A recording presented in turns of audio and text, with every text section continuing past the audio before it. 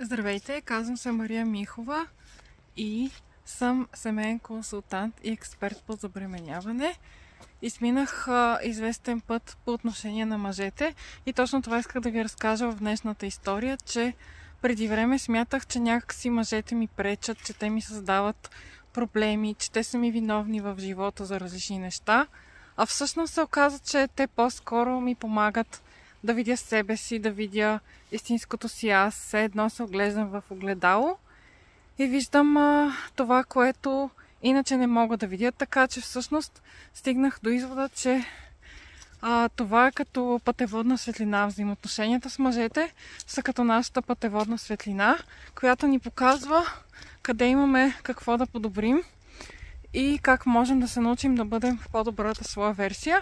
Аз от известно време се занимавам с програмиране на ума и съм забелязала, че човек обикновено не може да се види сам, какво представлява, да се види отстрани, да види как може да се подобри. Обаче, когато седнем да анализираме с жените, с които работя, като мои клиенти, да анализираме как е връзката им в момента, става ясно, че за да се подобри връзката, е необходимо жената да направи подобрения в себе си. Не е необходимо нейният партньор да се променя.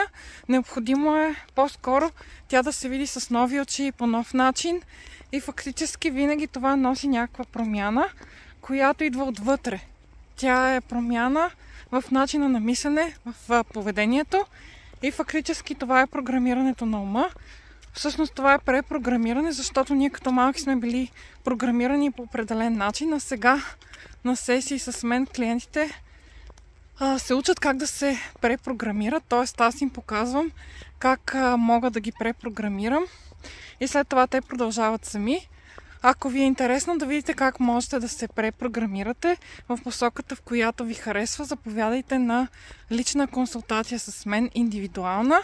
Мисля, че това е уникално, защото хората така разбират с безкрайна яснота в процеса, че те са хората, които определят своя живот, че никой не им влияе негативно, че мъжете не са пречка по пътя към щастието, а всъщност те дават любовта и са нещо, което е като безценно огледало и безценен помощник в процеса на личностното израстване. Разбира се, връзката е ценна и заради това, че имаме връзка с другия човек. Ние имаме емоционална свързаност. Така че на консултации говорим и как да създадем емоционална свързаност, не само как да се препрограмираме, така че заповядайте да говорим за промяната във вашия живот и как да имате повече любов.